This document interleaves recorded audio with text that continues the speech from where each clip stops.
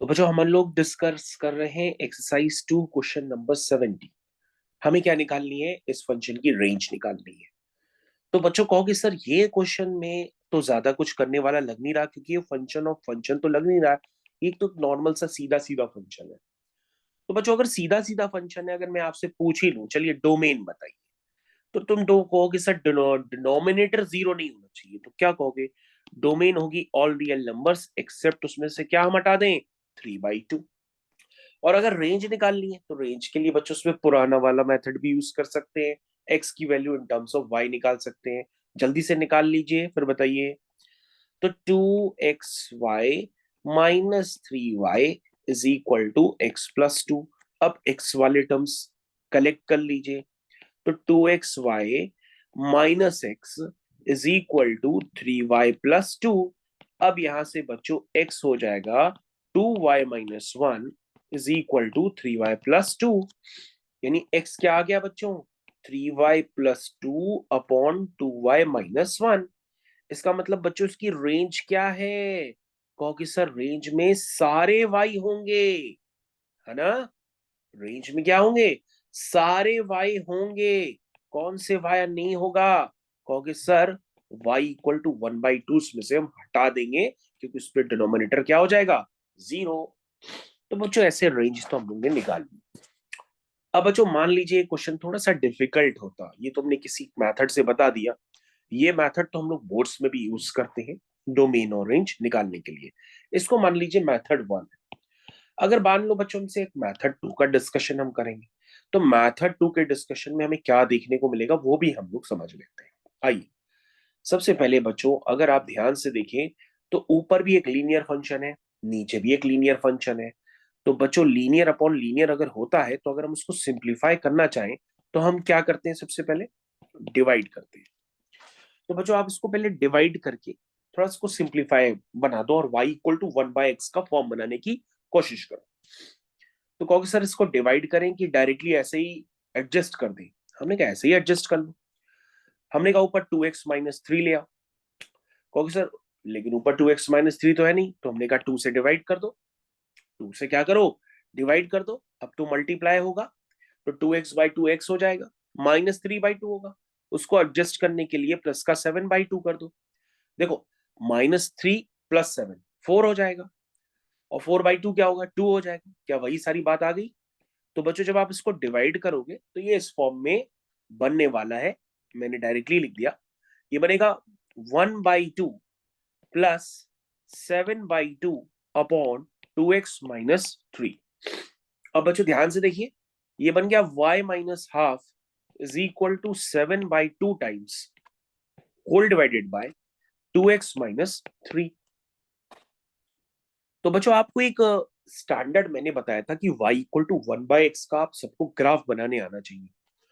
तो बच्चों y=1/x का ग्राफ कैसे बनता है पहले तो वो सोचो। ये होता है y=1/x का ग्राफ। इसे हम लोग कहते हैं रेक्टेंगुलर हाइपरबोला।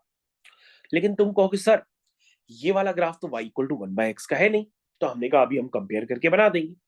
लेकिन आपको ध्यान देना है कि y=1/x का ग्राफ कोई एक ऐसा पॉइंट होता है जहां पे वो डिफाइंड नहीं होता। कहां डिफाइंड नहीं होता? x=0 पे। क्योंकि बच्चों x=0 पे आप क्या कहोगे?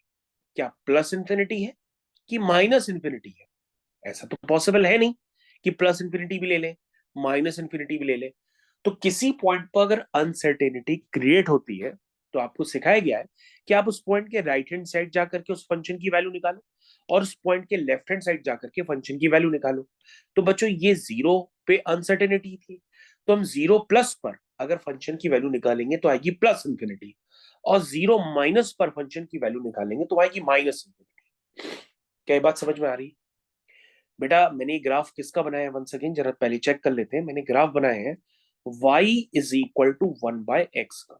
और मैं आपसे कह रहा हूं कि अगर x आपका क्या हो गया? जीरो प्लस हो गया, तो वैल्यू क्या होगी? ये प्लस इंफिनिटी।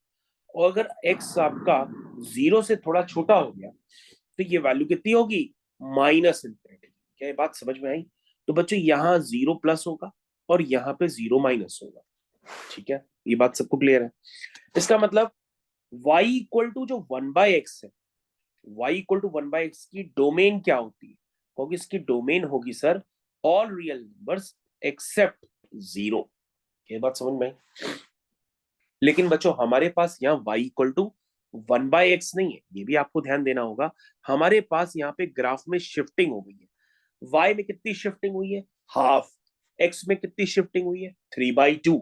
इसका मतलब जब आप इस वाले ग्राफ को इंटरप्रेट करेंगे तो मैंने इसका आपको रेगुलर क्लासरूम में बताया था किस तरह से करते हैं। लेकिन जो बच्चे पहली बार क्लास अटेंड करने, तो मैं उनके लिए भी सब कुछ ही बता रहा हूँ, कुछ छोड़ नहीं रहा हूँ। तो मैंने बताया था जब आप इसमें शिफ्टिंग करेंगे तो x की वैल्यू कितनी आएगी? 3/2। तो जल्दी से x इक्वल टू 3/2 बना दो बच्चों, और y is equal to half बना दो।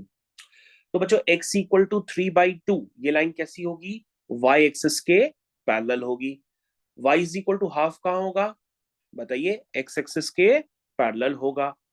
तो बच्चों हम x में कितना चले हैं? 3/2, ठीक है ना? और y में कितना चले हैं? 1/2। क्या बात समझ में आई? क्या बात समझ में आई? सबको समझ में आई? अब बच्चों इस ग्राफ में शिफ्टिंग हो गई, यानी कि पहले इसका जो सेंटर था वो ओरिजिन था, अब इसका सेंटर क्या है? 3/2 कॉमा 1/2। तो बच्चों जब हम ग्राफ बनाएंगे तो ग्राफ इस तरह से बन करके आएगा। चेक करिए। और बच्चों चेक कर लो जरा, x इक्वल टू 0 पर इसकी वैल्यू क्या निकल के आ रही है? थोड़ा सा जरा बच्चे चेक करके बताएं कि x इक्वल टू 0 पर इसकी वैल्यू क्या आ रही है। तो ये बन जाएगा y minus half is equal to 7/2 times x equal to 0 डालेंगे तो वहां पे बच्चों -3 बन जाएगा। क्या बन जाएगा? -3। तो बच्चों यहां पर जब -3 बनेगा तो मैं इसको डायरेक्टली लिख देता हूं 2 से मल्टीप्लाई करके, ये हो गया 2। और -3 जब मल्टीप्लाई होगा तो क्या बन जाएगा? माइनस का 6। कैसे लिख दे? तो y इज इक्वल टू क्या बन जाएगा बच्चों? माइनस का 7/6 प्लस का हाफ। इसको बच्चों जल्दी से कैलकुलेट कर लो। तो बच्चों ये एलसीएम कितना आया? 6। ये हो गया -7, और ये हो गया 3। कितना हो गया बच्चों? माइनस का 4/6। इसका कितना मतलब हुआ? माइनस का 2/3। माइनस का 2/3। ये बच्चों ये लिखा दिया। यानी x इक्वल टू 0 पर y की वैल्यू कितनी है? -2/3। यानी कहां से पास कर रहा है? ओरिजिन से पास नहीं कर रहा, ये 0 कॉमा -2/3 से पास कर रहा है। तो 0 कॉमा -2/3 कहां पर होगा? यहां पर बच्चों कहीं ये पॉइंट होगा। होगा ना? इसका मतलब जब आप इस ग्राफ का टेंटेटिव नेचर बनाओगे तो ये इस तरह से बन करके जाएगा। क्या बात सबको क्लियर हो रही है? क्या ये बात सबको क्लियर हो रही है? जरा चेक करिएगा। इस तरह से ये ग्राफ बन करके आएगा। अब बच्चों ध्यान से देखो, इस ग्राफ की डोमेन और रेंज पे चर्चा करते हैं। इस ग्राफ की डोमेन और रेंज पर भी चर्चा कर लेते हैं। तो ध्यान से देखो कि 3/2 पर, ध्यान से देखो, ये ग्राफ सारे x पर वैल्यूज देगा एक्सेप्ट x इक्वल टू 3/2। ये पॉइंट कौन सा है? 3/2, 0। वहां पर ये अनडिफाइंड है, क्योंकि 3/2 पर अगर कोई वैल्यू होती तो फिक्स वैल्यू होती। तो 3/2 पे ये प्लस इंफिनिटी है। अगर 3/2 अगर हम प्लस लेते हैं तो ये प्लस इंफिनिटी है, और अगर हम 3/2 माइनस लेते हैं तो ये माइनस इंफिनिटी। ये बात समझ में आई? इसका मतलब इसकी डोमेन अगर हम ग्राफ से निकालते हैं तो क्या निकल के आ रही है? वो आ रही है ऑल रियल नंबर्स, उसमें से हम क्या हटा दें? 3/2। क्या बात सबको समझ में आई? और अगर हम रेंज की चर्चा करते हैं तो बच्चों रेंज में क्या निकल के आ रहा वो भी आप जरा ध्यान से देखिए। भाई x इक्वल टू 3/2 पर y की वैल्यू क्या है? हाफ। तो इसकी रेंज क्या है? रेंज में बच्चों सारे नंबर्स है -इंफिनिटी से प्लस इंफिनिटी, लेकिन ये y is equal to half पर कोई वैल्यू नहीं दे रहा है। ध्यान से देखो, क्योंकि y is equal to half पर अगर आप इसकी वैल्यू देखेंगे तो एक जगह जा रही है प्लस इंफिनिटी और एक जगह जा रही है माइनस इंफिनिटी। देखो, हाफ प्लस करोगे तो ऊपर आ जाओगे, तो ऊपर देखो वैल्यू कहां जाएगी? प्लस इंफिनिटी, क्योंकि ग्राफ कहां जा रहा? प्लस इंफिनिटी की तरफ। 1/2 माइनस करोगे तो ये ग्राफ कहां जा रहा? माइनस इंफिनिटी की तरफ। तो उसकी जो रेंज है वो ऑल रियल नंबर से except y is equal to half.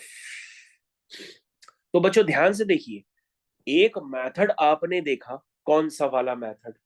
जो आपने बोर्ड में पढ़ा होगा, क्लास 11th में पढ़ा होगा। लेकिन अब आप क्लास 12th में आ चुके हैं, जेई की प्रिपरेशन कर रहे हैं, तो आपने एक स्टैंडर्ड मेथड भी पढ़ा, और आपने ग्राफिकल एनालिसिस भी की, और आपने ये भी देखा कि ये graph y is equal to 1/x कब डिफाइंड होता है, इसकी डोमेन क्या होती है, और उसको कंपेयर करके आपने y is equal to x plus two upon 2x-3 का ग्राफ बताया, और उसकी रेंज और डोमेन पे चर्चा की। मेरे ख्याल से सारे बच्चों को ये बात बहुत अच्छे से क्लियर हो गई है। ठीक है, ये बात सारे बच्चों को बहुत अच्छे से क्लियर हो गई है। तो बच्चों, उसको हम यहीं पे अंत करते हैं। Thank you.